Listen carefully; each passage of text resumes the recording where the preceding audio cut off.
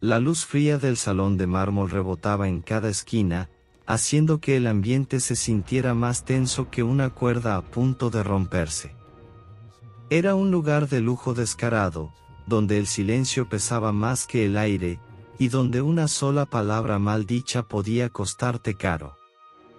Lia, con 20 y tantos, estaba ahí, encogida en un sillón enorme, los zapatos sencillos perdidos entre el tapete persa que cubría la sala de su padre.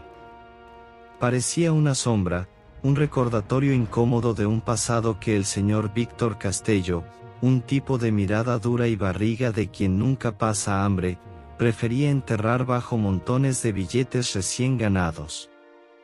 Víctor vestía una bata de seda que fácilmente valía más que el depa donde vivía su hija. La miraba con una mezcla de fastidio y desprecio. Lia había cometido el error más grave que se podía cometer en su casa: pedir 500.000, soltó él, con esa voz gruesa que resonaba en todo el salón. Es una cantidad, Lia, que me obliga a preguntarte qué diablos hiciste con el dinero que te di hace años. Lia respiró hondo.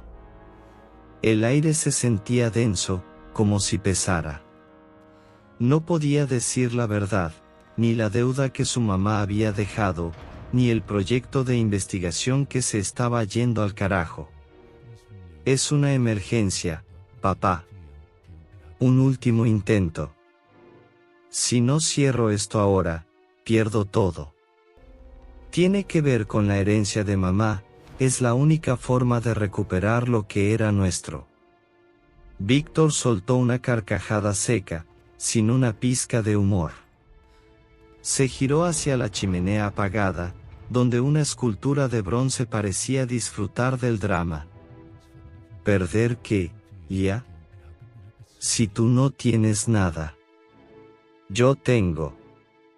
Y mi dinero no se regala, se invierte. Y contigo, el retorno siempre ha sido cero. La respuesta es no. La escena parecía terminar ahí, pero algo cambió.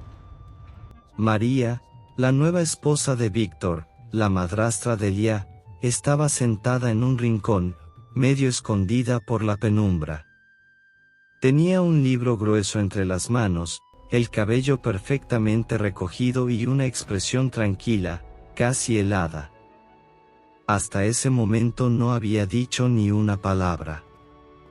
De pronto, cerró el libro con un clac seco que retumbó en la sala. Víctor se giró, molesto. Yo puedo prestarte el dinero, Lia, dijo María con una voz suave, pero firme. Sus ojos verdes, siempre distantes, ahora brillaban con una intensidad rara. 500.000 no es nada. Para mí es cambio de bolsa. Lia levantó la mirada, desconfiada pero esperanzada. Víctor frunció el ceño. María, no te metas en mis asuntos familiares. Dije que no. Ella lo ignoró con elegancia, sin siquiera voltearlo a ver. Claro, Lia, pero con una condición, continuó mientras se levantaba. Caminó hacia la joven con pasos lentos, y un leve aroma a sándalo y papel viejo la acompañó. ¿Qué condición?, preguntó Lia apenas en un hilo de voz. Tu padre está demasiado ocupado contando su dinero, dijo María con una sonrisa sutil. Yo tengo algo que era de mi esposo, Arthur. Es un enigma. Si me ayudas a resolverlo, el dinero es tuyo. No tendrás que devolver nada. Llámalo pago por un trabajo de investigación. Víctor bufó, pero ya era tarde. María extendió la mano hacia Lia, ofreciéndole no solo una salida, sino una puerta a algo desconocido.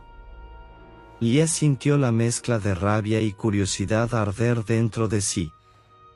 Sabía que estaba aceptando un trato peligroso, pero la desesperación pesaba más. Apretó la mano de María. Acepto, dijo, con la voz temblando apenas.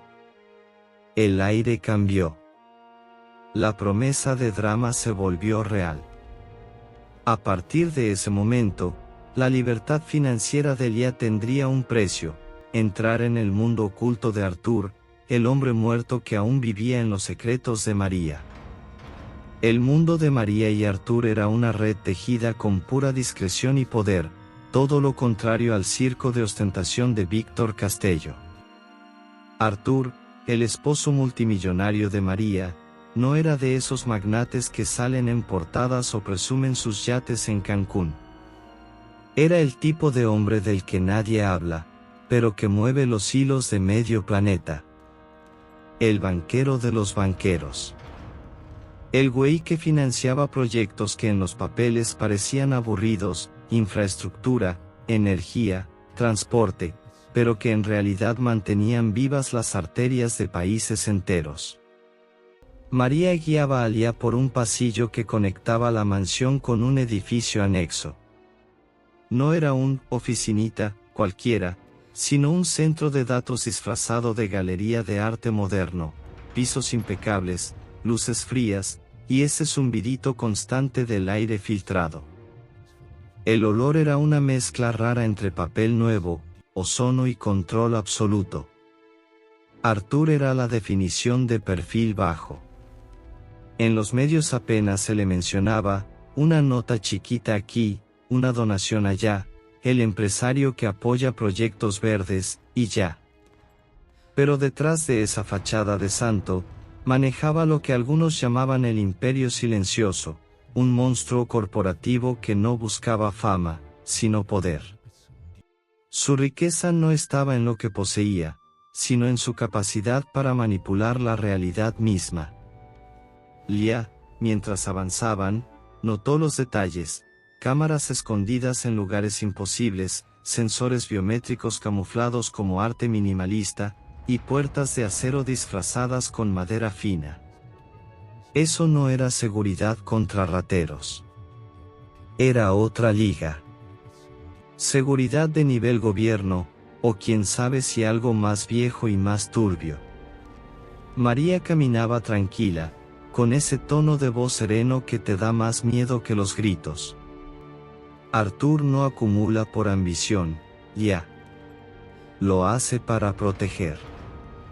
Hay verdades que, si salieran antes de tiempo, mandarían todo al carajo. Cambiarían lo que la humanidad cree saber de sí misma. Lia arqueó una ceja, con ese escepticismo que le venía de años de estudio. ¿Verdades históricas que necesitan un multimillonario para guardarlas? Suena a ciencia ficción, dijo, medio riéndose. María sonrió apenas, sin calidez alguna. La realidad, mi querida Lia, siempre supera a la ficción.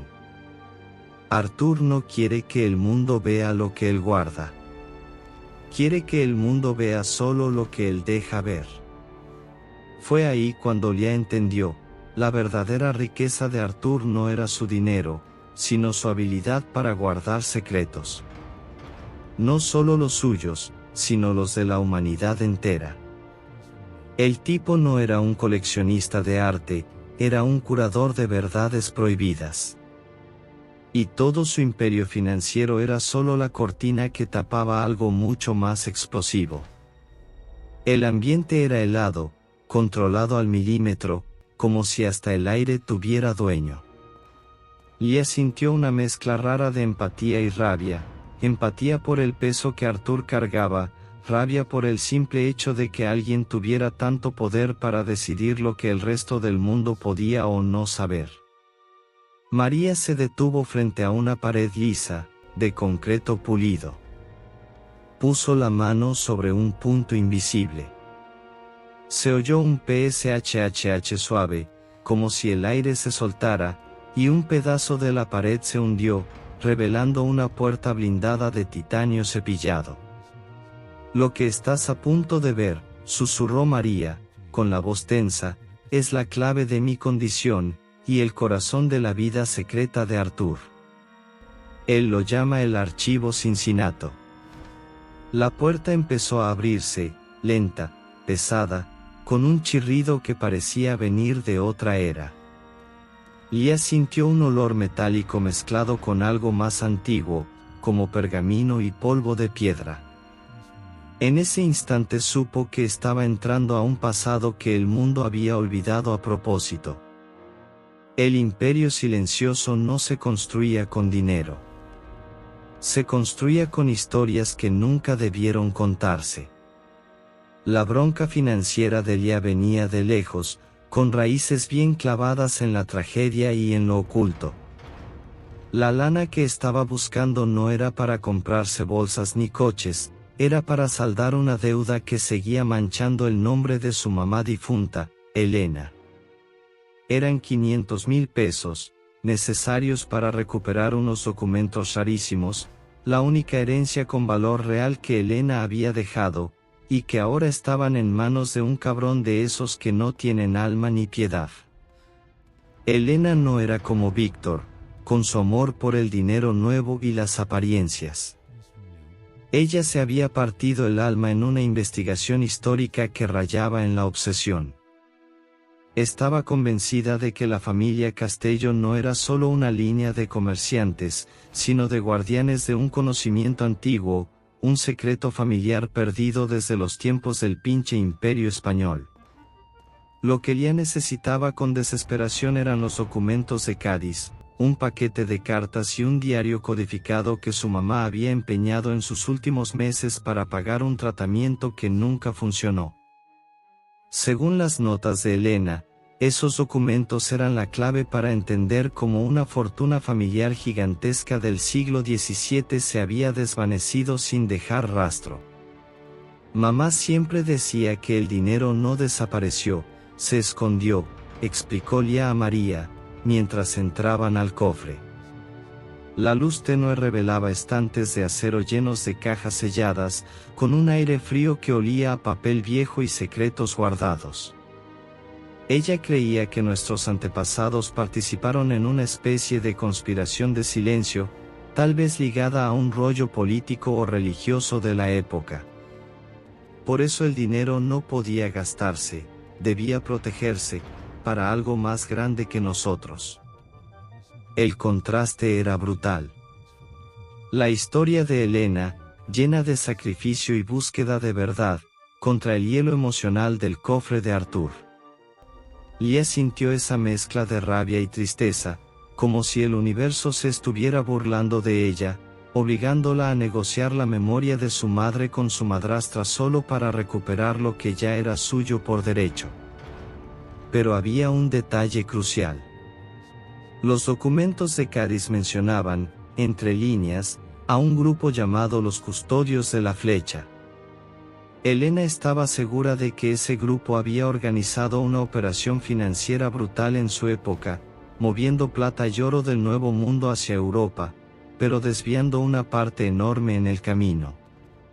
Ese desvío, según su teoría, había cambiado por completo la economía de varios reinos y repúblicas.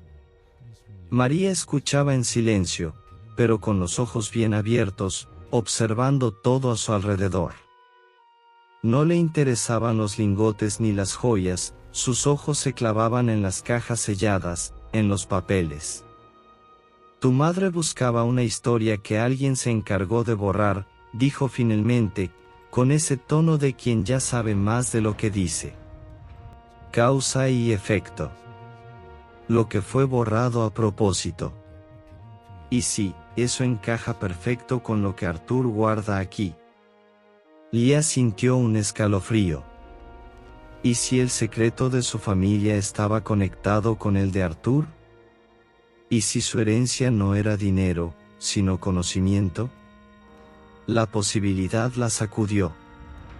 El prestamista me dio 10 días, continuó, con la voz quebrada.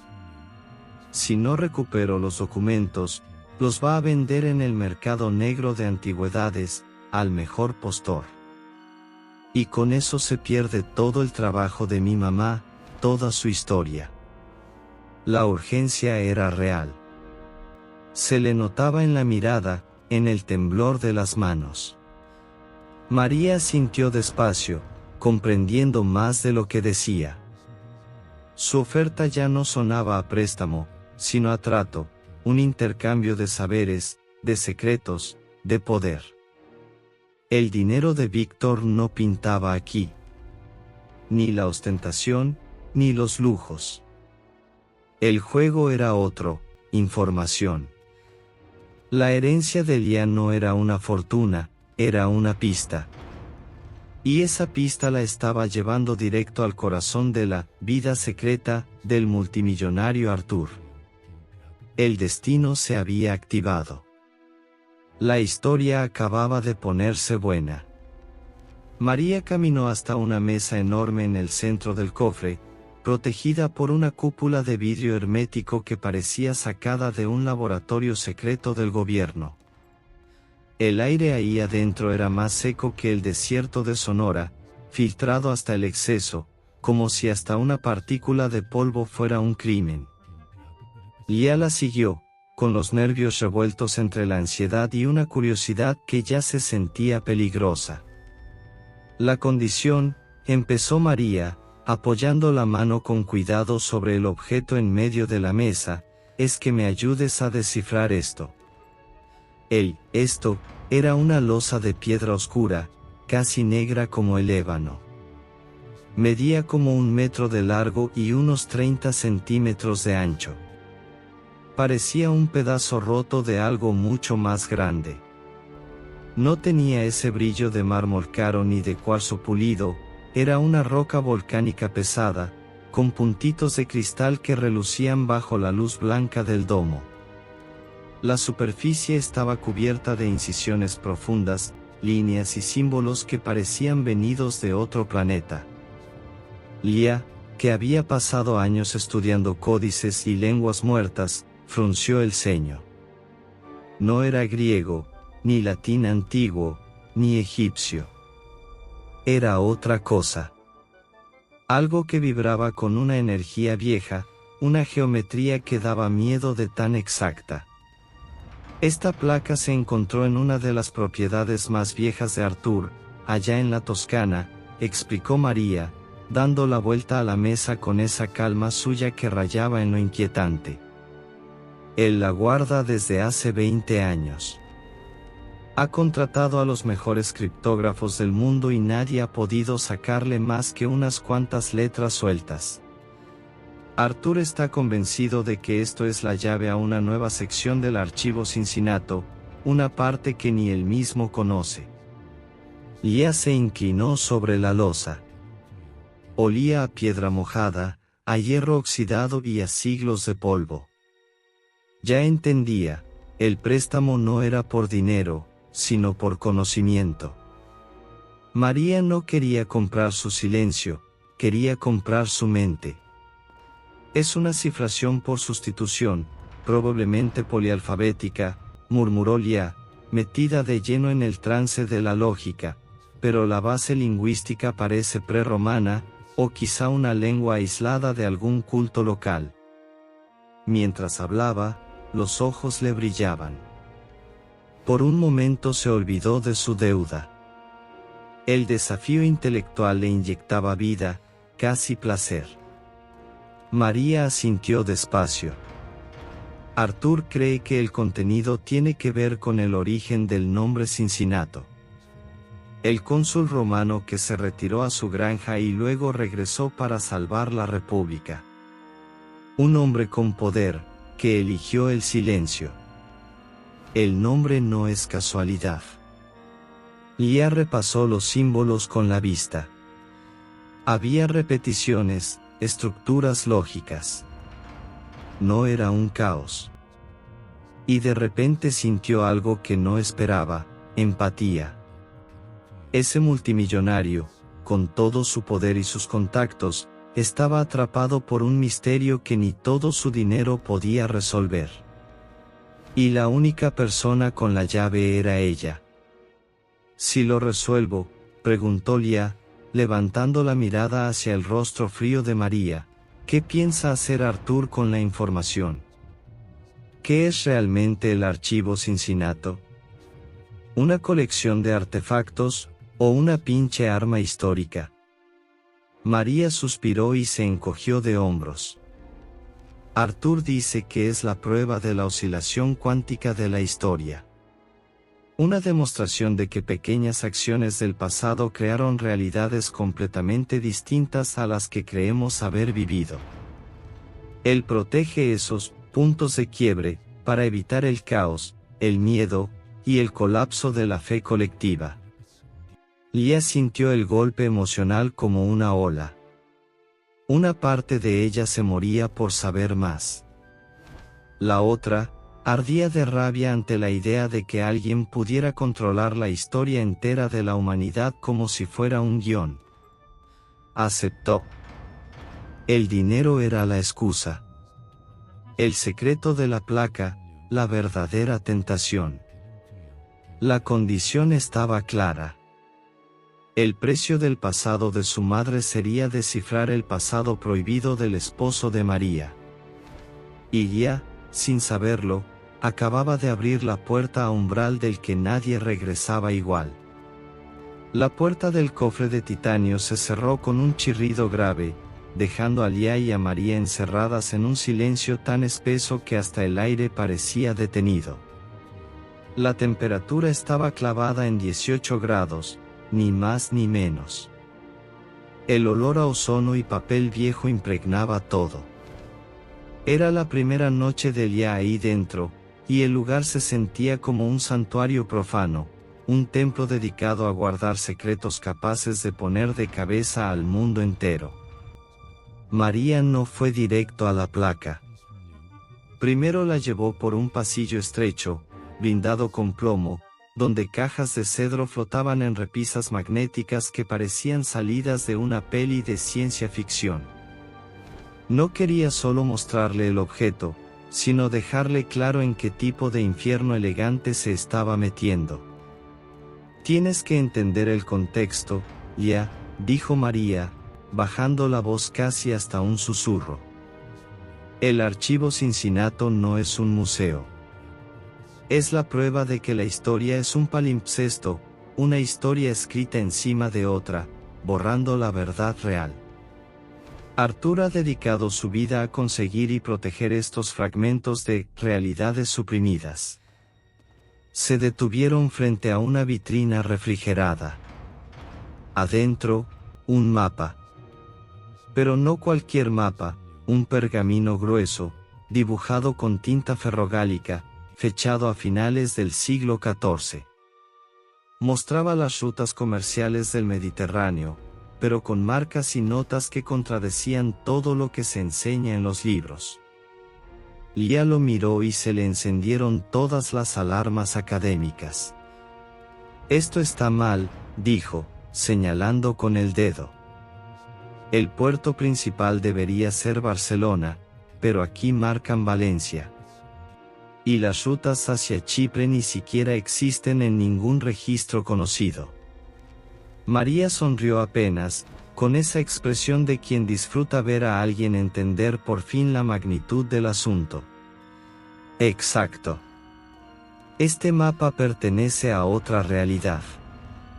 A la que habría existido si una familia de comerciantes de seda no hubiera sido asesinada en 1387. La historia oficial dice que fue un simple robo, pero en realidad fue un movimiento político para eliminar competencia. Su muerte cambió el flujo del dinero. Barcelona prosperó. Este mapa muestra el mundo que no pasó. Lia estaba hipnotizada. El olor a historia prohibida era embriagante. Sentía la piel de gallina, una mezcla rara de fascinación y rabia.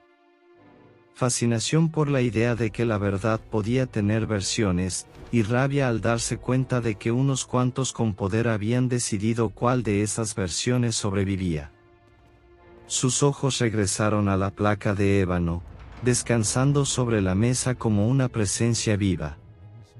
Se sentó frente a ella, sacó un set de lupas y empezó a examinar los grabados. El material era basalto volcánico, duro como el demonio, hecho para durar miles de años. No era casualidad. Pero había algo más, la placa estaba incompleta. Una esquina había sido cortada con una precisión quirúrgica. Lia pasó el dedo por el borde. Esto es solo un fragmento, murmuró. No está entera. Y la forma del corte, no es natural. Alguien quiso que solo se encontrara esta parte. María asintió, sin apartar la mirada. Arthur piensa que el resto, sea otro mapa o el complemento del mensaje, está escondido en otro lugar, conectado con el origen de nuestra familia. Es la parte del archivo que aún no ha podido abrir. Por eso te necesita. Lia respiró hondo. El silencio del cofre pesaba más que el titanio de sus paredes. Ya lo entendía, la condición de María no era un trato de dinero. Era una invitación a entrar al lado oscuro del conocimiento. El préstamo era solo la fachada.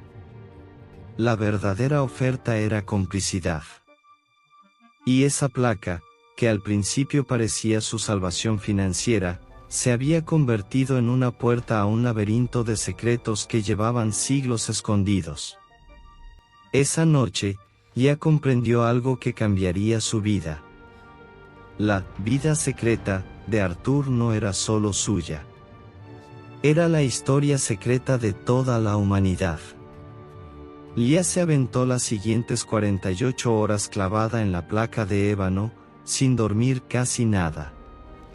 María le consiguió un laboratorio al lado del cofre, equipado con espectrómetros, escáneres 3D y toda la chingada tecnología que uno puede imaginar. Pero al final del día, lo que Lia realmente necesitaba no era tanto equipo caro, sino cabeza, intuición y un buen café cargado.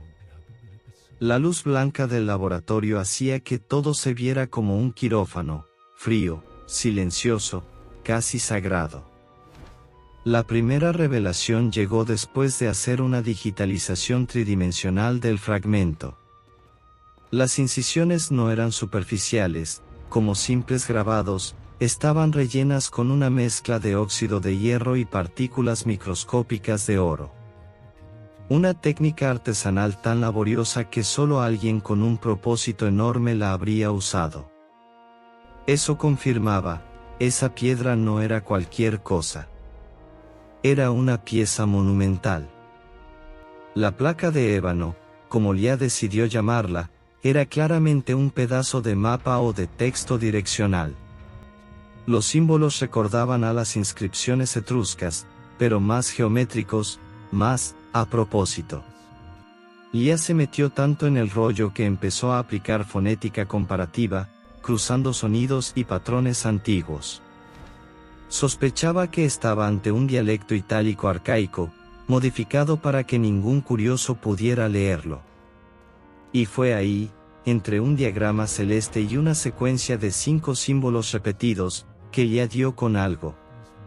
Los aisló, los analizó, y tras horas de prueba y error logró traducir una frase corta, casi un lema, usando la base fonética del osco, una lengua muerta de la Italia prerromana. La frase decía: el camino del pastor es donde cae la flecha. María, que estaba vigilando el progreso por las cámaras, porque claro, María nunca dejaba de tener el control, entró al laboratorio apenas le llegó la notificación. Sus ojos brillaban con una emoción contenida que Lia jamás le había visto. La flecha, repitió María, con la voz baja pero llena de intención. ¿Te acuerdas del grupo que tu madre investigaba? Los custodios de la flecha. El mapa de tu mamá hablaba de eso. Lia, acabas de conectar la herencia de tu familia con el secreto de Arthur. Lia se quedó helada. La conexión era brutal. El fragmento de Arthur y los documentos de su madre, separados por siglos y por océanos, hablaban el mismo idioma oculto. Junto a la frase, había un conjunto de líneas que Lia identificó como coordenadas geográficas, pero no modernas, sino basadas en declinaciones solares y referencias naturales. Cuando las cruzó con mapas actuales, el punto coincidía con una región montañosa de Suiza, justo en la frontera con Italia. La placa de ébano no era solo un mapa. Era una llave. Un fragmento de acceso al archivo Cincinnato. Una prueba de que todo el archivo estaba estructurado como un sistema de niveles secretos, protegidos por enigmas y códigos. Lia, agotada pero con los ojos encendidos de euforia, miró a María. ¿Qué estamos buscando en Suiza? ¿Qué significa el camino del pastor históricamente? María se acercó a la mesa, su voz sonando casi reverente.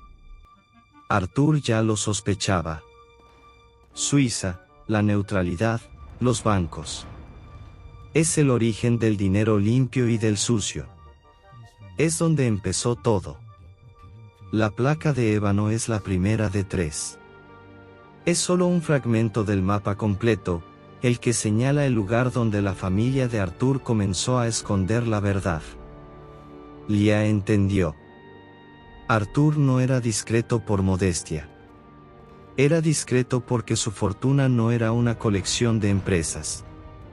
Era una misión heredada. Una vocación obligada a proteger lo que se escondía en esas montañas suizas. El archivo Cincinnato no era una fundación benéfica ni un archivo histórico. Era una cripta de verdades. Y si lo que decía María era cierto, ahí dentro no se guardaba dinero. Se guardaba el poder de reescribir la historia del mundo. El descubrimiento del vínculo entre la placa de ébano y los custodios de la flecha le cambió el chip a María por completo. Ya no se trataba solo de mantener la fachada impecable de Arthur, sino de entender hasta dónde llegaba el sacrificio en el que vivían metidos. Lo que por años había parecido un matrimonio blindado, estable, casi perfecto, ahora se revelaba como lo que realmente era, una vida de vigilancia constante, construida sobre un abismo de secretos tan antiguos como la historia misma. María era la esposa ideal del magnate, elegante, discreta, la anfitriona perfecta en los eventos, la filántropa con sonrisa medida. Pero la discreción de Arthur la había consumido poquito a poquito. Se dio cuenta de que el silencio de su marido no era una cuestión de estilo ni humildad, era una obligación operativa, una pinche carga. Arthur no se escondía del SAT, ni de competidores. Se escondía de la historia. Y lo que María sentía, y que ya empezaba a captar también, era la soledad del guardián. Arthur, con toda su fortuna y su poder, era un prisionero del conocimiento. Su riqueza no era lujo, era infraestructura. Cada centavo gastado en seguridad, en silencio, en control, era el precio de mantener intacto el orden histórico. Y ahora, con Lia metida en todo eso, María podía ver claramente el peso que él cargaba. Su matrimonio siempre había estado sostenido sobre una regla no escrita, la lealtad absoluta de María al silencio de Arthur. Él nunca le había mentido, pero tampoco le había dicho toda la verdad. Al abrirle las puertas del cofre y permitirle ver la placa, Arthur, sin darse cuenta, le había dado permiso de salirse del papel de esposa y convertirse en investigadora. Desde ese momento, la misión de María se volvió doble. Ayudar a Lia a descifrar el misterio, sí, pero también entender a Arthur. Descubrir si su marido era un héroe que protegía a la humanidad de una verdad devastadora. O un cabrón controlador que usaba el conocimiento como arma. El conflicto interno era brutal. Por un lado, empatía por el hombre bajo esa presión inhumana. Por el otro, rabia por los años de manipulación emocional disfrazados de discreción. María empezó a hurgar en la biblioteca personal de Arthur, en los estantes donde él nunca la dejaba tocar. No encontró libros de economía ni finanzas, no, nada de eso, sino tratados antiguos de historiografía, criptografía y filosofía estoica. Tenía una colección completa sobre el estoicismo romano, incluyendo una biografía rara de Cincinato. Lía lo notó enseguida, la frialdad de María se estaba transformando en una obsesión. No estás buscando una pista, estás buscando la misión, le dijo un día, mientras María hojeaba un tomo sobre el gran incendio de Londres. María levantó la vista apenas y respondió, con los ojos encendidos. No busco la misión. Busco la justificación. Arthur me dijo una vez que la historia no es lo que pasó, sino lo que los sobrevivientes acordaron recordar. El archivo Cincinnato es, según él, el registro de lo que se negaron a olvidar. Si lo protege, es porque cree que el olvido mantiene el equilibrio. Y entonces entendió. Su vida entera, su matrimonio, su papel de esposa perfecta, su silencio, era un reflejo de lo que Arthur representaba. La guardiana de la fachada, la mujer que negaba la verdad para que el mundo siguiera girando. Pero al meter a Lía en el juego, María había cruzado una línea. Por primera vez estaba actuando por cuenta propia, movida por algo más fuerte que la lealtad, la necesidad de saber quién era realmente el hombre con el que dormía. Y esa curiosidad, disfrazada de investigación, empezó a resquebrajar el equilibrio del matrimonio. La tensión, que siempre había estado oculta bajo la superficie, finalmente empezó a salir a flote. No en gritos, sino en búsquedas nocturnas, miradas largas y silencios que pesaban más que cualquier confesión. El trabajo de Lía con la placa de ébano avanzaba poco a poco, con esa precisión obsesiva que solo alguien al borde de la locura puede sostener. Ya no dormía bien, comía cuando se acordaba, y vivía rodeada del zumbido de los escáneres y del aroma constante a café quemado. Era arqueología forense en su máxima expresión, mezclada con pura intuición. Se enfocó en los símbolos que rodeaban la base de las coordenadas. Eran pequeños pictogramas, figuras humanas, objetos raros y, lo más intrigante, marcas que parecían fechas. Entre ellas, un patrón de triángulos sobrepuestos que al principio había pasado por alto, creyendo que eran simples adornos. Pero no, había un ritmo, una lógica. Después de aplicar un algoritmo de frecuencia que ella misma había desarrollado durante su doctorado, Lía cayó en cuenta. Los triángulos eran un sistema numérico decimal modificado, donde cada puntito equivalía a una década. De repente, todo el caos empezó a tomar forma. El fragmento no era solo un mapa, era un registro cronológico.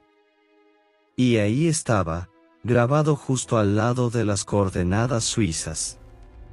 1488. Un año crucial, al final del 400, cuando Europa era un campo minado de guerras, traiciones y nacimientos de poder. Cuando logró decodificar toda esa parte, ya entendió que había llegado a la primera capa del enigma de Arthur. Y lo que reveló no era un simple dato histórico. Era una instrucción. Una orden secreta. El texto, ya traducido y completo, decía: en el 8º año después de la caída del rey, referencia cifrada a un poder eclesiástico. El camino del pastor, la ruta suiza, deberá ser sellado. La caja de metal, protegida con el sello del dragón de 3 cabezas, contiene la prueba del pacto quebrado. Deberá ser escondida en el punto donde cae la flecha, las coordenadas. El olvido preserva la paz. La verdad, en aquel año de 1488, habría destruido la alianza de los cantones y reescrito el comercio del norte. Mantén el silencio. Firmado, el primer custodio. El aire del cofre se volvió más frío, como si la piedra misma hubiera respirado. El asombro que ya había sentido hasta ese momento se transformó en rabia pura. Ese texto no hablaba solo de la familia de Arthur, era una conspiración global, una operación para borrar un evento que habría cambiado la historia de Europa. 1488, murmuró Lia, con la voz tensa. Esto no es un mapa, María. Es un mandato de encubrimiento. La prueba del pacto quebrado debe ser lo que Arthur llama sus documentos cuánticos. El punto de quiebre. María, que había estado leyendo la transcripción, se quedó blanca como la pared. Caminó hasta una estantería y sacó un tomo grueso sobre la historia de los cantones suizos. La alianza de los cantones, la base de la Suiza moderna, dijo en voz baja, estaba al borde del colapso en 1488. Había tensiones enormes entre las zonas urbanas y las rurales. Y la amenaza del Sacro Imperio Romano Germánico era real. Lia la escuchaba mientras las piezas del rompecabezas se encajaban solas. Si la prueba del pacto quebrado salía a la luz, seguro revelaría corrupción o traición dentro de la propia alianza. Y si eso pasaba, Suiza habría implosionado antes de existir como la conocemos. La famosa neutralidad, la banca, la estabilidad, todo lo que convirtió al país en el corazón financiero del mundo, había nacido de un acto deliberado de silencio. El descubrimiento de Lia no solo desbloqueaba una parte del archivo Cincinnato, sino algo mucho más jodido. Confirmaba que Arthur no era un guardián cualquiera. Era el heredero de una cadena que llevaba más de 500 años manejando la historia desde las sombras. Lia había ganado su $500,000, sí. Pero en el proceso, había perdido algo mucho más caro. Su inocencia histórica. La revelación del Tratado de Sempach no firmado y su encubrimiento en 1488 le voló la cabeza a Lia y a María. A partir de ese momento, ya no estaban solo descifrando símbolos, estaban metidas hasta el cuello en el corazón del archivo Cincinnato. Y ahí entendieron el concepto que Arthur llamaba la conexión cuántica del secreto. En sus raras notas filosóficas, Arthur describía la historia como un sistema cuántico. En un sistema así, basta una mínima alteración, una observación, una decisión, una omisión, para que todo el resultado cambie por completo. Eso era exactamente lo que había pasado en 1488. La desaparición del documento no fue casualidad, sino una variable artificial que garantizó la unión de Suiza. La historia oficial decía que la consolidación suiza fue un proceso natural, nacido de la necesidad de defensa común. Pero el archivo Cincinnato mostraba otra versión. No fue evolución, fue intervención. Un silencio calculado que actuó como el observador cuántico que obliga al sistema a colapsar en una única realidad posible. La estabilidad. Lia, como buena académica, estaba encabronada. Le hervía la sangre ante la manipulación histórica, pero al mismo tiempo no podía dejar de sentir curiosidad. Lo que el archivo demostraba era brutal. La mentira no solo tapa la verdad, la reemplaza. Y lo hace tan bien que acaba creando una realidad nueva, sólida, imposible de desmontar. Si Suiza se hubiera fragmentado en 1488, Italia y Francia habrían ganado un poder descomunal. El flujo de dinero hacia el norte se habría frenado. Y eso habría cambiado todo, el Renacimiento, la Reforma, la expansión cultural, todo. El simple acto de ocultar un documento había redibujado el mapa de Europa. María, en cambio, estaba clavada en el lado humano del asunto. Pensaba en los miles de personas que, en nombre de la paz, habían sido calladas. En cómo la decisión de los primeros custodios, aunque buscaba evitar guerras, también había enterrado justicia, voces y verdades. El éxito de Suiza, dijo con amargura, se construyó sobre el silencio de los traicionados. Las dos discutían con pasión, casi con dolor. Lia defendía que la historia debía ser contada tal cual, sin filtros. La verdad, aunque duela, corrige el rumbo, decía. María, influenciada por la lógica fría de Arthur, respondía. ¿Y si decir la verdad provoca otra guerra? ¿Y si una mentira mantiene la paz y el progreso, aunque sean desiguales? Era un choque brutal, la ética contra la estabilidad. El corazón contra la razón. Fue entonces que María soltó la bomba. Arthur había hecho estudios de proyección sobre lo que pasaría si el tratado saliera a la luz hoy. Y los resultados eran aterradores. Una crisis global de confianza en los bancos, un colapso económico en cadena, pánico social. La verdad, literalmente, podría hacer que el sistema financiero mundial se fuera al carajo. Arthur no es un guardián del secreto, dijo María, con la voz baja y seria. Es un guardián de la estabilidad. Cree que la humanidad todavía no está lista para aceptar que su historia entera fue fabricada. Que el mundo tal como lo conocemos es una ilusión cuidadosamente sostenida. Lia sintió un escalofrío que le recorrió la espalda. El secreto de Arthur ya no era sobre artefactos, ni sobre linajes antiguos. Era sobre el poder absoluto de controlar la realidad misma. Un solo hombre, o una familia entera, con la capacidad de decidir qué versión del mundo seguiría existiendo. Y en ese instante, Lia entendió por fin el peso del archivo Cincinnato. No era un archivo de verdades ocultas. Era el código fuente de la realidad. La tensión en la mansión se podía cortar con un cuchillo. No era solo mental, era física, densa, como si el aire mismo supiera que algo se estaba cocinando. Arthur había regresado de un viaje de negocios y, apenas cruzó la puerta, sintió el cambio.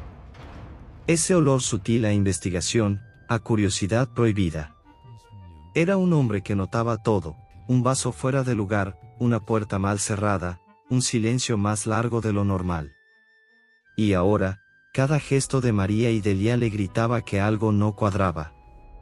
Pero Arthur no era de los que hacen dramas. No levantaba la voz, no acusaba. Su estilo era otro, el de la observación afilada. Soltaba frases como anzuelos, dejando claro que estaba al tanto, pero sin decirlo abiertamente. Era su forma de control, aumentar la paranoia para que todos se delataran solos. Una noche, en plena cena formal, rompió el silencio con un tema aparentemente inocente. Lia, dijo, cortando la carne con precisión quirúrgica, tú entiendes de tiempo, ¿verdad? El tiempo histórico, el de las narrativas.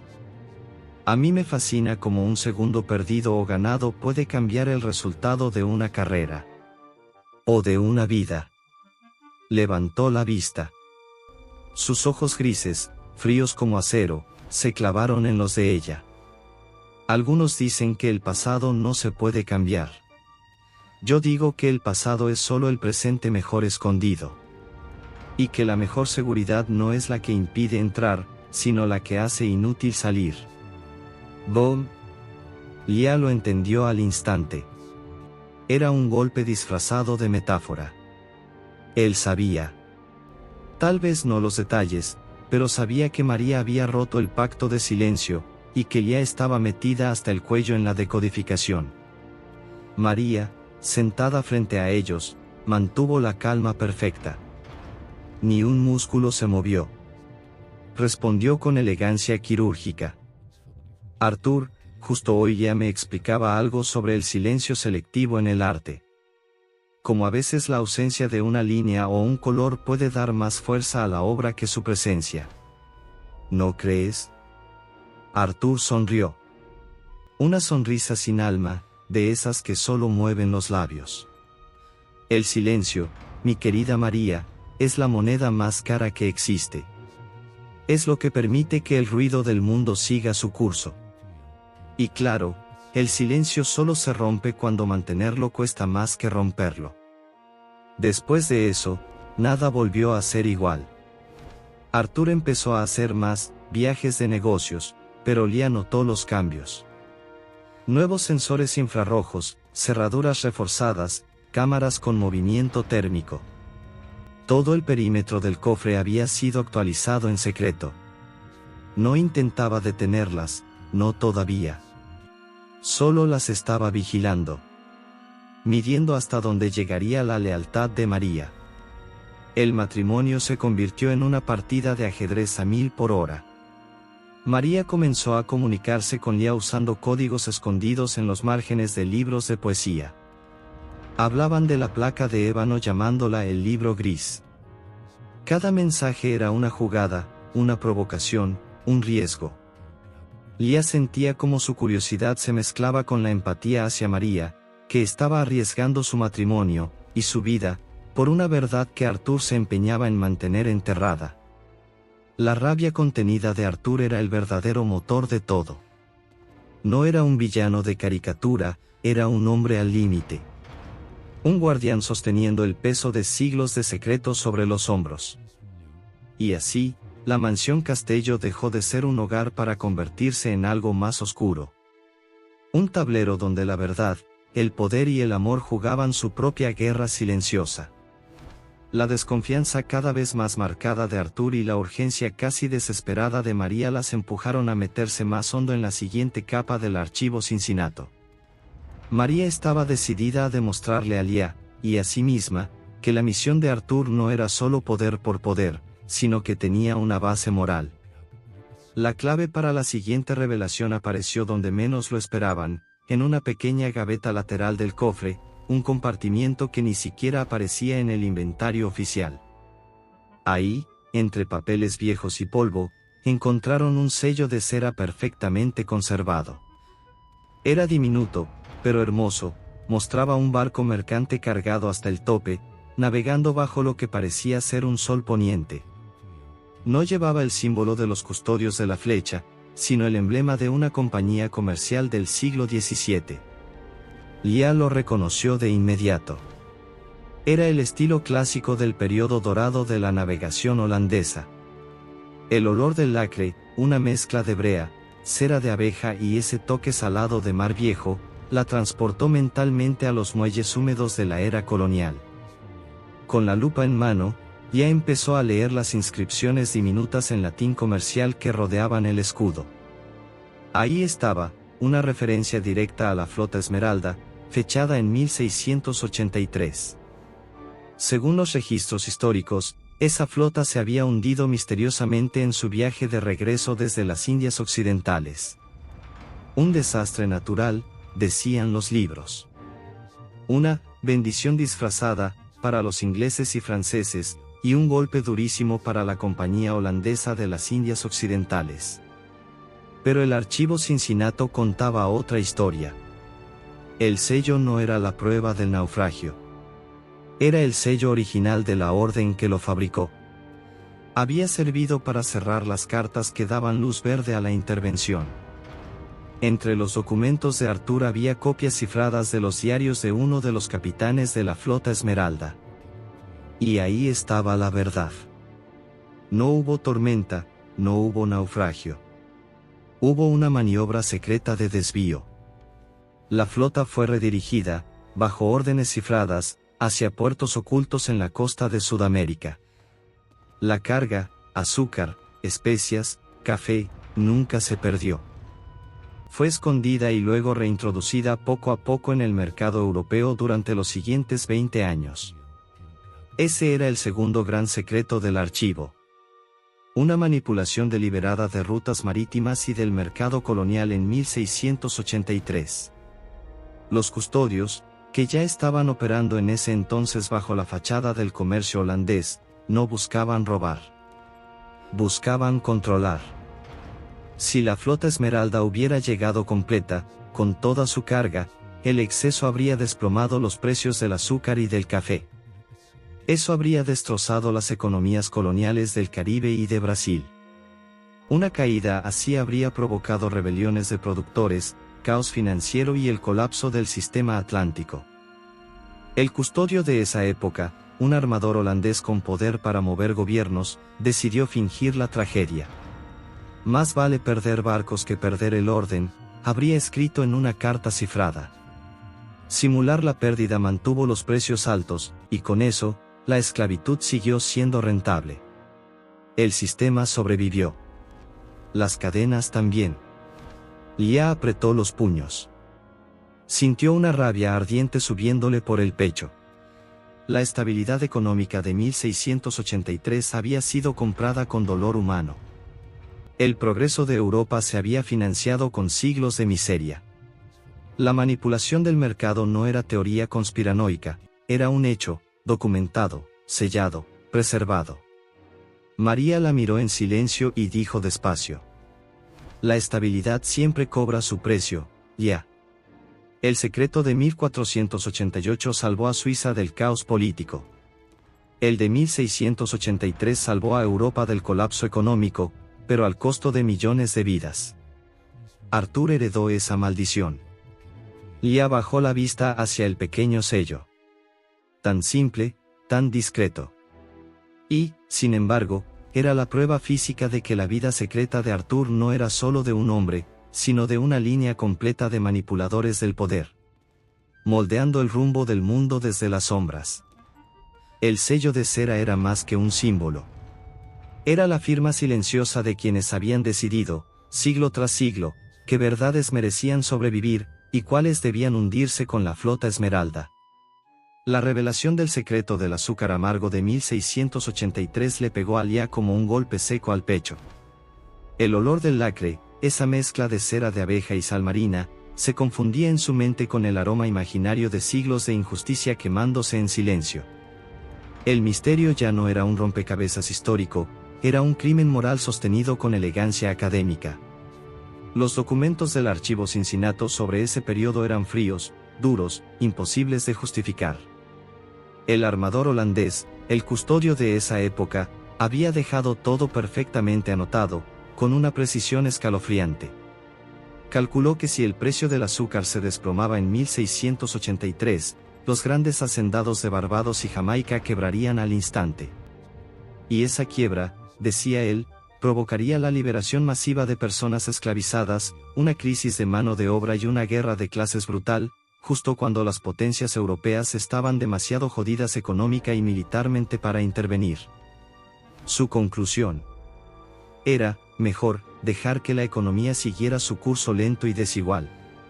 Aunque eso significara mantener la esclavitud por otro siglo entero. Lia sintió la sangre hervir.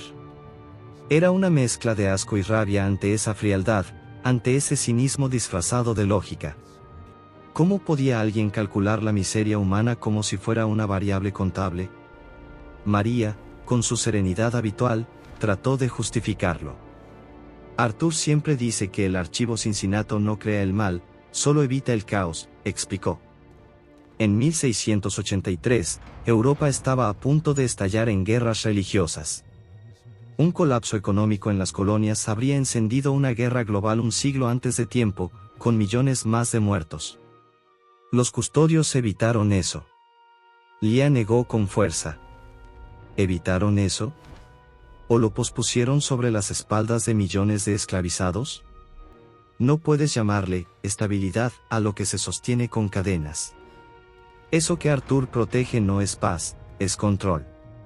El derecho de unos pocos a decidir cuánto sufrimiento merecen los demás. Los papeles detallaban todo con precisión enfermiza. El azúcar había sido descargado en puertos secretos de Venezuela y del nordeste brasileño, reempacado y luego metido de nuevo en el mercado europeo a través de Lisboa y Génova, con precios inflados a propósito. El dinero extra, fuera de los libros, se usó para levantar la siguiente fase de la fortuna de los custodios de la flecha. Y de ahí, con los siglos, nació la riqueza que Arthur ahora defendía con tanto celo. Era imposible negarlo. El dinero del marido multimillonario venía de dos grandes jugadas maestras de manipulación histórica. 1488, la estabilización política de Suiza. 1683, el control del comercio colonial. 2 siglos, 2 secretos, una sola idea podrida. La estabilidad vale más que la verdad. Lía olió el azúcar viejo de los documentos, dulce y repugnante a la vez. Sintió que algo dentro de ella se rompía. Su madre tenía razón. El dinero de los Castellón nunca desapareció, solo fue enterrado, escondido bajo capas de culpa y poder. Tal vez sus propios antepasados habían sido parte de esa red de custodios.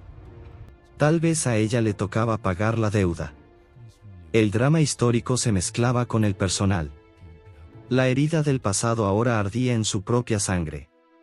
Y ella entendió, con una claridad dolorosa, que la vida secreta de Arthur no era solo su condena. Era la maldición que su propia familia había ayudado a crear. El análisis de las consecuencias invisibles del secreto del azúcar amargo le voló la cabeza a Lía. Era la conexión cuántica, en su forma más pura y más jodida. Una sola decisión en 1683 había desatado una cadena de efectos silenciosos que moldearon todo el siglo XVIII, como si la historia hubiera sido empujada con el dedo y siguiera oscilando hasta hoy. Lo que parecía una simple maniobra comercial terminó siendo un dominó que mantuvo en pie el sistema colonial entero. La estabilidad del precio del azúcar no solo sostuvo la esclavitud, sino que fortaleció las rutas transatlánticas.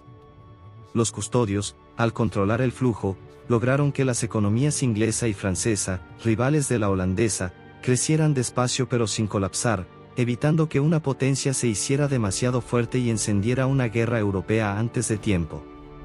Pero el precio de esa estabilidad era una monstruosidad. Lía lo sintió como una puñalada cuando leyó los documentos de Arthur. Ahí estaban los datos. Sin la intervención, los precios del azúcar habrían caído, las plantaciones habrían quebrado, y la tasa de alforría, la liberación de personas esclavizadas, habría aumentado un 35% en las décadas siguientes. Y con eso, la agricultura habría tenido que modernizarse antes, acelerando la innovación tecnológica. Pero no. Al fingir el naufragio, los custodios suprimieron esa urgencia. Mataron el impulso de innovar. Y reforzaron la esclavitud como la solución práctica para mantener la economía. El costo, siglos de dolor, generaciones enteras de talento humano desperdiciado, vidas convertidas en números en una hoja de contabilidad. María, leyendo esas cifras, buscaba desesperadamente una forma de justificar lo injustificable. Encontró un memorando del custodio de 1683 que decía, casi con orgullo, que la intervención era necesaria para mantener el equilibrio naval europeo, clave para detener la expansión otomana en el Mediterráneo. Para él, el sistema colonial era un mal necesario para financiar la defensa de Occidente. Es el dilema de siempre, ya, dijo María, con la voz temblándole. Salvar al mundo de una amenaza mayor permitiendo una injusticia local. Pero es justo esa arrogancia de decidir quién sufre y quién se salva, ese es el secreto más oscuro de Arthur. Lía se quedó callada. Sintió una empatía feroz por las víctimas invisibles de la historia, millones de personas cuyo sufrimiento se convirtió en una nota al pie del éxito europeo. Entendía la lógica del mal menor, pero le daba asco aceptarla. Y ahí comprendió algo que nunca había visto con tanta claridad. Arthur no era un villano por querer el caos. Era un hombre atrapado por el peso de sostener una mentira que mantenía unido al mundo. El olor a moho y sal marina de los papeles del siglo XVII impregnaba el laboratorio. Era el aroma mismo de la tragedia histórica. Y entre esos archivos húmedos, ya encontró la conexión final. El capital desviado de la flota Esmeralda fue el dinero semilla del primer gran banco privado suizo. Ahí estaba el vínculo directo.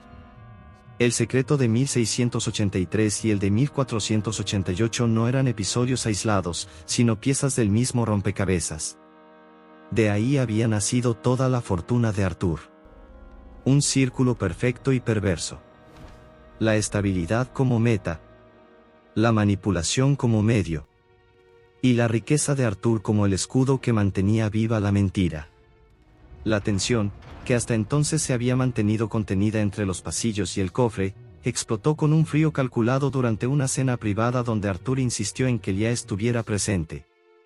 La mesa, larga, pulida y perfectamente iluminada, parecía más un campo de batalla que un comedor. El aroma del vino caro y de la comida exótica apenas disimulaba el sabor metálico de la desconfianza flotando en el aire. Arthur fue el primero en mover ficha. Mientras hablaba de las fluctuaciones del mercado de valores, lanzó su primer dardo disfrazado de cortesía. Lia, tú, como historiadora, entiendes que el valor de un activo depende de la percepción de su estabilidad. Si el mercado supiera que tan frágiles son los cimientos de ciertas empresas, el pánico sería inmediato. ¿No crees que, a veces, la lealtad al sistema exige cierto grado de omisión? La frase cayó como plomo. Lia entendió la indirecta al instante. Lo que él realmente estaba diciendo era, sé que te metiste donde no debías. Respiró hondo, levantó la mirada y lo encaró sin pestañear. Señor Arthur, dijo con voz firme, en mi campo la lealtad se le debe a los hechos, no al sistema. La omisión no crea estabilidad, crea una ilusión. Y cuando la verdad sale a la luz, la caída es más dura. En historia lo llamamos castigo tardío. Es lo que pasa cuando la base podrida termina cediendo. El silencio fue cortante, pero María intervino, su tono tan suave que sonaba casi diplomático. Sabía que era el momento de marcar su propio terreno. Pero, Lia, ¿y si la verdad es tan volátil que soltarla hace más daño que callarla? No se trata de moral, sino de costo-beneficio. A veces, el guardián tiene que sacrificar la transparencia por el bien mayor del orden. ¿No es ese, Arthur, el precio del conocimiento peligroso? Arthur arqueó una ceja y sonrió de medio lado, complacido. María ya estaba jugando con su mismo lenguaje. Exactamente, María, respondió con calma. La belleza del poder no está en usarlo, sino en saber que podrías usarlo y eliges no hacerlo. El conocimiento peligroso es como un arma nuclear, debe mantenerse desactivada, no por miedo, sino por responsabilidad. Hay cosas que, una vez que se saben, no se pueden desaber. Y hay personas que, cuando se enteran, simplemente no pueden mantener la boca cerrada. El golpe iba directo a Lia. Arthur no solo la estaba probando, la estaba amenazando elegantemente. Lia sintió hervir la sangre. La ira por los siglos de manipulación se mezcló con una compasión feroz por todas las vidas sacrificadas en nombre de esa estabilidad. Decidió que ya no iba a callarse. Sus antepasados, Arthur, dijo, mirándolo a los ojos, los custodios de la flecha, no eran simples guardianes. Fueron arquitectos de esta realidad. Lucro tras lucro, silencio tras silencio. No evitaron el caos, lo aplazaron, lo trasladaron, y lo hicieron pagar a los más pobres. El peligro no está en la verdad, está en que un solo hombre decida que verdad merece existir. El silencio que siguió fue brutal. El perfume de lavanda y menta de María ya no alcanzaba para disimular la tensión. Arthur apretó los cubiertos con tanta fuerza que el sonido del metal contra la porcelana llenó la sala. Recibiste tu pago, Lia, dijo al fin, su voz cortante, helada. La condición era descifrar la placa, y lo hiciste. Te sugiero que uses lo aprendido para recuperar tu herencia y que te retires de mi sistema. Yo valoro la discreción por encima de todo. Y recuerda, el pasado tiene sus propias formas de tragarse a quien lo perturba sin estar preparado. Nadie volvió a tocar la comida. La partida estaba jugada. Arthur había dejado claro que sabía todo. Pero María, en su silencio impecable, entendió algo más: ese no era el final. Esa cena no fue una despedida, sino el punto exacto donde nació una alianza muda entre dos mujeres decididas a desafiar la historia que Arthur juraba proteger. El enfrentamiento con Arthur había dejado el aire tan cargado que se podía sentir hasta en las paredes. Después de esa cena, María y Lia entendieron que ya no había marcha atrás. Tenían que encontrar la siguiente llave antes de que él sellara por completo el acceso al archivo Cincinnato. Pero esta vez no buscaban otro código o un mapa, necesitaban algo más íntimo, algo que explicara por qué Arthur hacía todo eso. Su motivo real. La pista vino de María. Recordó una caja de caoba tallada que Arthur guardaba bajo llave en su despacho, lejos del cofre principal. Nunca dejaba que nadie la tocara. La trataba con un respeto que ni siquiera le daba a la placa de ébano. Solo el olor de la madera vieja y del cuero reseco ya decía que se trataba de algo personal, usado con frecuencia. Una noche, aprovechando que Arthur estaba fuera, María se la jugó. Probó un código basado en fechas que él creía que ella había olvidado, sus aniversarios, pequeños gestos de desprecio elegante, y la caja cedió con un clic suave. Adentro no había joyas ni dinero. Había un libro pequeño, de cuero gastado y páginas amarillentas. El diario criptografiado de la bisabuela de Arthur. El nombre en la primera página lo dejó claro: Elara Cincinnato. Una mujer del siglo XIX, la primera custodia que se había atrevido a escribir abiertamente sobre el peso psicológico y moral de la misión familiar. Sus palabras no estaban cifradas con los códigos imposibles de la placa de ébano, sino con una sustitución sencilla basada en frases de literatura victoriana, un rompecabezas que Lia descifró en cuestión de horas. Lo que encontraron ahí les heló la sangre. Elara no describía una dinastía poderosa, sino una familia encadenada. Llamaba su vida una carga de oro, donde la riqueza era solo el medio para financiar el silencio. La libertad, decía, era una ilusión. Cada página resumaba melancolía, rabia contenida y una tristeza que se sentía como una maldición heredada. En una entrada fechada en 1898, Elara contaba cómo empezó todo. El origen real de los custodios de la flecha. No fue ambición. Fue coerción. El antepasado de Arthur, un académico suizo brillante, había sido el que descubrió el tratado de Sempach no firmado. Intentó publicarlo, creyendo ingenuamente que la verdad debía ser conocida. Su intento casi incendió Europa. Cuando las potencias vecinas se enteraron del documento, amenazaron con usarlo como arma política para destruir la recién formada Confederación Suiza.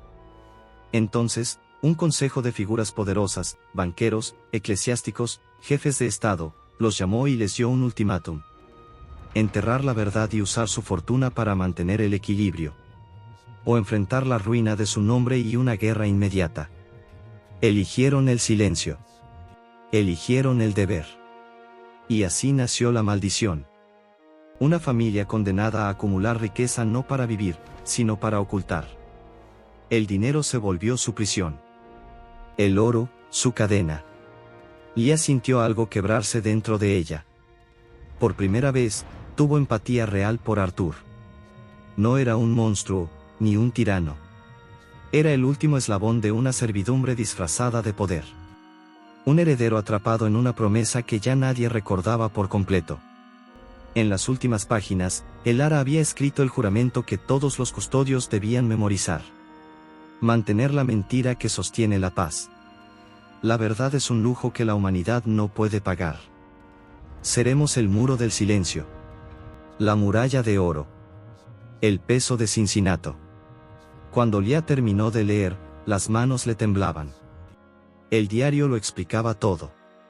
Arthur no vivía una doble vida por placer ni por ambición. Vivía encarcelado en una promesa vieja de 500 años. Y ahora, María y Lia entendían que su tarea no era solo revelar los secretos del archivo, sino liberar a Arthur de la maldición que lo mantenía prisionero del pasado. El diario cifrado de Elara Cincinnato no solo humanizó a Arthur, sino que también reveló la verdadera esencia de los custodios: el sacrificio familiar. Lo que salía de esas páginas viejas no era la historia de una familia poderosa, sino de una dinastía encadenada al altruismo forzado, condenada a renunciar a su propia libertad por la estabilidad del mundo. Una de las últimas entradas de El Ara hablaba de un tercer gran acto de ocultamiento, más reciente y brutal, 1944, plena Segunda Guerra Mundial. Ahí, un custodio, tío abuelo de Arthur, estaba metido hasta el cuello en la diplomacia secreta. Descubrió que un alto oficial nazi tenía documentos que probaban que figuras clave de los aliados habían colaborado financieramente con el Tercer Reich antes de la guerra. Si eso salía a la luz en ese momento, la coalición aliada se habría ido al carajo.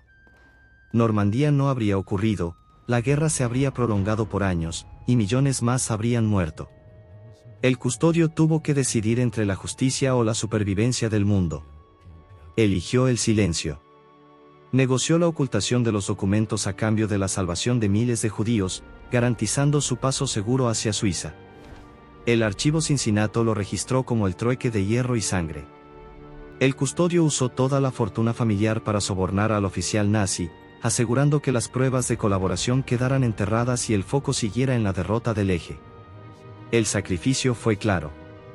El tío abuelo de Arthur se condenó moralmente para salvar vidas. Su decisión detuvo una catástrofe, pero al costo de permitir que muchos colaboradores escaparan del castigo y volvieran al poder tras la guerra, intocables, invisibles, con las manos limpias ante la historia. María sintió una empatía brutal. Por fin entendía lo que Arthur cargaba. El peso del archivo Cincinnato no era solo proteger economías o fronteras. Era encubrir horrores en nombre del bien mayor. El olor a pólvora, tinta y miedo impregnado en las páginas del diario casi le revolvía el estómago. Lía, aunque hervía por dentro ante tanta injusticia, reconoció la complejidad del asunto.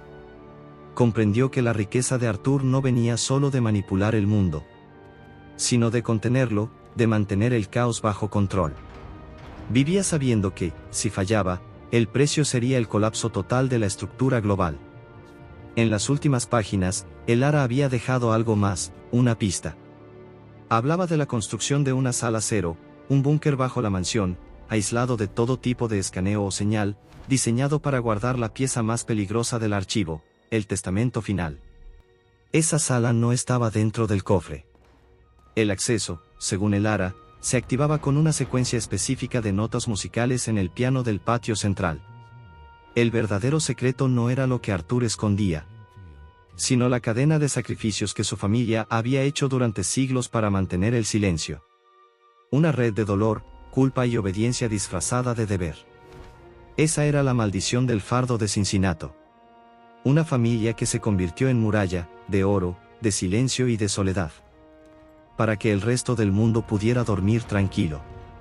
Armadas con el conocimiento de la sala cero y la secuencia musical que abría el acceso, Lía y María se prepararon para lo que sabían que podía ser su última jugada.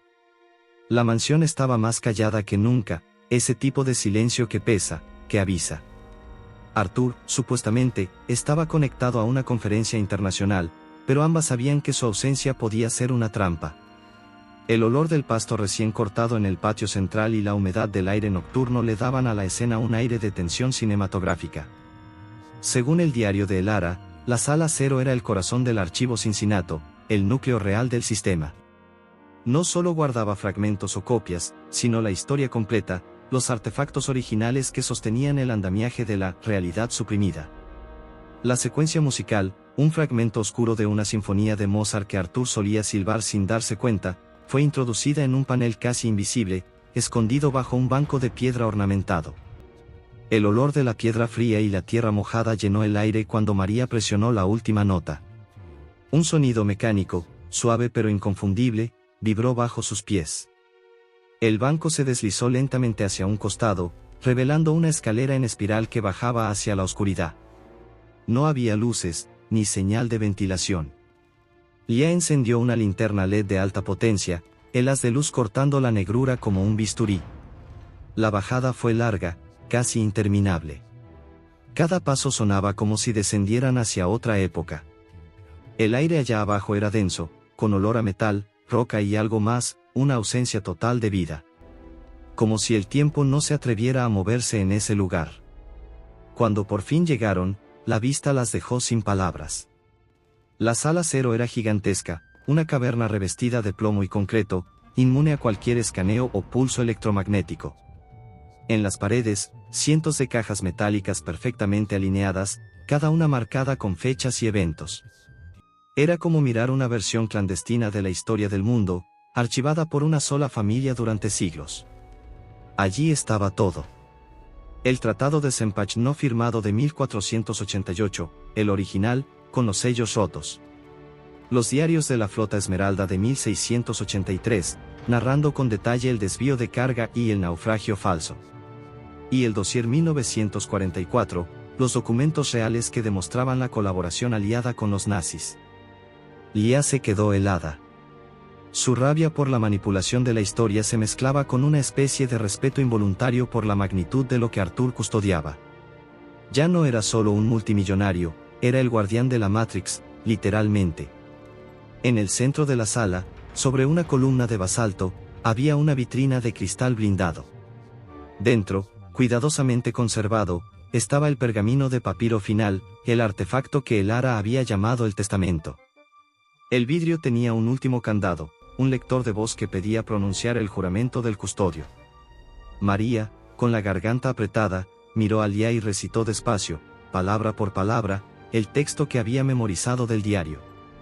Mantener la mentira que sostiene la paz. La verdad es un lujo que la humanidad no puede pagar. Debemos ser el muro del silencio. La muralla de oro. El peso de Cincinnato. Un silbido suave llenó el aire. El cristal se retrajo con un chasquido preciso. El olor del papiro viejo mezclado con el metal oxidado del aire era casi embriagante. Habían llegado al clímax. Ahí, frente a ellas, descansaba la totalidad del archivo Cincinnato. La historia secreta del mundo, tangible, viva. Y al centro, esperando ser leído, el pergamino final. La pieza que podía revelar la verdadera razón detrás de todo el silencio, el poder y el sacrificio. El pergamino de papiro final, guardado por siglos dentro de la sala cero, era tan frágil que daba miedo respirarle cerca. Lia y María lo manipularon con guantes de conservación, sintiendo la textura áspera, quebradiza, casi viva del papiro. El olor era dulce, con un toque a hierba seca, un aroma antiguo que contrastaba brutalmente con el peso de lo que ese pedazo de historia contenía. No era solo un registro, era la pieza madre, el eslabón que unía todos los secretos del archivo Cincinnato. El texto estaba escrito en aramaico tardío, una elección rarísima para un documento que, según la datación del material, provenía del siglo I después de Cristo.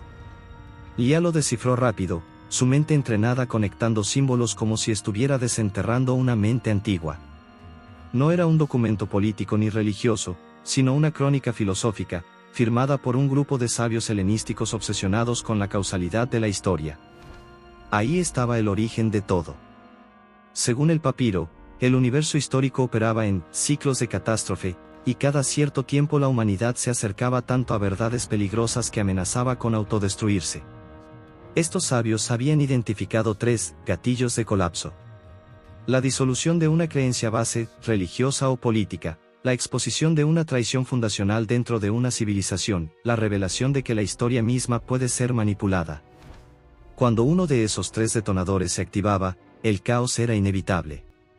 Así nació la idea de la muralla del silencio, una red de guardianes encargados de intervenir justo antes de que la verdad destruyera la estructura social.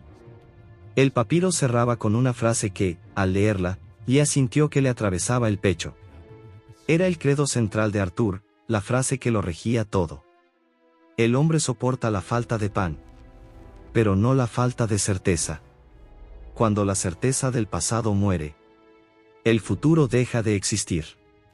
Y ahí Lia lo entendió todo. Cada secreto que habían encontrado tenía un propósito concreto.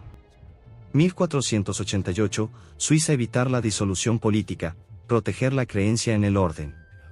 1683, el azúcar amargo evitar el colapso económico, contener el caos social. 1944, el dossier nazi evitar la ruptura moral del mundo aliado, sostener la fe en la justicia después de la guerra. No se trataba solo de ocultar verdades incómodas. Los custodios, generación tras generación, Habían hecho todo eso por miedo existencial. No a perder poder, sino a que la humanidad se desmoronara si veía su reflejo sin filtros. Arthur no protegía riqueza. Protegía la coherencia misma de la realidad. Su silencio no era arrogancia, era supervivencia colectiva. María, al comprenderlo, sintió algo romperse dentro de ella. La empatía la golpeó como un huracán. Arthur no era un tirano jugando a ser Dios. Era un condenado, el último eslabón de una cadena de almas que cargaban con una culpa que nunca les perteneció del todo. El olor del papiro ya no les sabía a antigüedad, sino a sacrificio humano. Y ya, observando el documento bajo la luz fría de la sala cero, entendió el verdadero sentido del silencio de Arthur. No era cobardía. Era el precio de elegir, una y otra vez, cuál versión del mundo debía sobrevivir. El archivo Cincinnato no era una colección de secretos. Era un espejo cuántico de la historia. Y Arthur, con todo su oro, su soledad y su culpa, era el guardián final del muro que separaba la verdad del colapso. La sala cero, iluminada apenas por la luz temblorosa de la linterna, se convirtió en el escenario de la revelación final. El pergamino de papiro final ya había dejado clara la filosofía de los custodios: mantener la ilusión de estabilidad para evitar que la civilización colapsara sobre sí misma. Pero el clímax no era descubrir un nuevo secreto. Era enfrentar al guardián. A Arthur. Justo cuando Lia y María guardaban el pergamino en su cápsula de vidrio, el sonido pesado de metal contra concreto retumbó en la cámara. La puerta del búnker se estaba abriendo. Desde lo alto de la escalera, entre sombras y con el aire frío de la noche entrando detrás de él, Arthur apareció. No venía furioso. Venía con la calma resignada de quien ha cargado demasiado tiempo con el peso del mundo. Descendió despacio, cada paso marcando un eco grave. Sabía que vendrías, María, dijo, su voz rebotando entre las paredes. Y tú también, Lia. El camino del pastor siempre termina aquí, en la sala cero. Ya lo vieron. Vieron la verdad que le costó a mi familia 500 años de libertad. Vieron el precio real de la estabilidad. María lo enfrentó, caminando hacia él con la mirada firme. ¿Nos estuviste probando, Arthur?, preguntó con tono dolido. ¿Nos diste la placa de ébano sabiendo que íbamos a decodificarla? ¿Querías que alguien más cargara este peso contigo? Arthur asintió despacio. El peso es insoportable, María. Soy el último de mi línea que conoce todo. El multimillonario que no puede gastar su dinero. Porque su fortuna está destinada a mantener al mundo en una mentira funcional. Y lo más irónico es que, sigo creyendo que la humanidad merece, algún día, saber la verdad. Ahí vino el giro. Arthur no había bajado para detenerlas. Había bajado para decidir. Tomé una decisión esta semana, continuó. Mientras ustedes descifraban mi pasado, yo pensaba en el futuro. La estabilidad que mis antepasados compraron se volvió rigidez. Y la rigidez, mata. El mundo necesita una corrección, un ajuste cuántico. Por eso, el archivo Cincinnato ya no puede ser un secreto. Tiene que ser una herramienta de cambio. Lia lo miró, incrédula. Si liberas esto, Arthur, la confianza global se va a desmoronar. Los bancos, los gobiernos, todo lo que tus ancestros intentaron proteger se va a venir abajo. Lo sé, respondió, sin pestañear.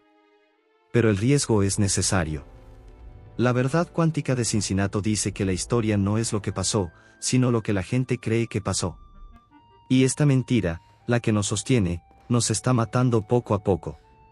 Mi familia se enriqueció del silencio. Ahora esa riqueza debe servir para romperlo. Y entonces soltó la bomba final. No las traje aquí para que me ayudaran a esconder.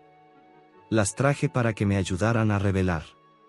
Lia, tú tienes el conocimiento para contextualizar la verdad sin que el mundo entre en pánico. María, tú tienes la lealtad y el acceso a mi fortuna. Ustedes serán mis cómplices en la descompresión histórica. Yo ya no soy un custodio. Soy un revelador. El plan era claro: Arthur usaría su poder y su dinero no para proteger el archivo, sino para soltar la verdad al mundo, poco a poco, de forma controlada. Lia sería la mente académica, la traductora entre la historia y la sociedad. María, la estratega, la voz pública que moldearía el impacto. La vida secreta del multimillonario no trataba de lo que ocultaba, sino de lo que estaba a punto de liberar. Y el cierre no llegó con sirenas, ni con explosiones, sino con el silencio más denso del mundo, el silencio de 3 personas entendiendo que compartían ahora la misma responsabilidad. Desde esa noche, María, Lia y Arthur se convirtieron en los nuevos agentes de la historia. Sabían que la fortuna construida sobre siglos de omisiones se transformaría en el motor de una transparencia radical. El aire del búnker, con su mezcla de papiro antiguo, piedra húmeda y ozono, olía a algo nuevo. Redención. El impacto del archivo Cincinnato no estaba solo en los hechos, sino en la brutal demostración de que la realidad colectiva era una ilusión cuidadosamente sostenida. La vida secreta de Arthur había revelado una verdad existencial. Que la civilización no avanza de forma natural, sino por decisiones calculadas tomadas en la oscuridad por una minoría que se creía con el derecho de dirigir el destino del mundo. Ahí, frente a la columna de basalto, Lia entendió su propósito. El préstamo que había motivado toda su búsqueda ya no importaba. Su herencia no era dinero, era la posibilidad de reescribir la historia con verdad. No destruir el sistema, sino inyectarle realidad en dosis que no lo mataran. María, por su parte, encontró su propio rol. De esposa en las sombras pasó a ser la mediadora entre el secreto y el mundo. No seguiría siendo el eco de Arthur, sino su contraparte, su conciencia visible. Ella sería la cara humana del cambio, la que pondría voz al fin del silencio. El riesgo era monumental. El mundo podía reaccionar con negación, miedo o furia. Pero Arthur lo había decidido, la estabilidad valía menos que la verdad. Y en ese instante final, el multimillonario ya no era un villano ni un héroe. Era la encarnación de la responsabilidad histórica. El dinero nunca fue su objetivo. Fue su prisión, y ahora su llave. Al romper la muralla del silencio, Arthur no solo liberaba la historia, sino también a sí mismo. Y, tal vez, a todos nosotros. El mundo estaba a punto de recibir su corrección cuántica. Guiado por 3 personas que finalmente entendieron que la verdad, incluso cuando duele, es la única forma real de libertad. Fin.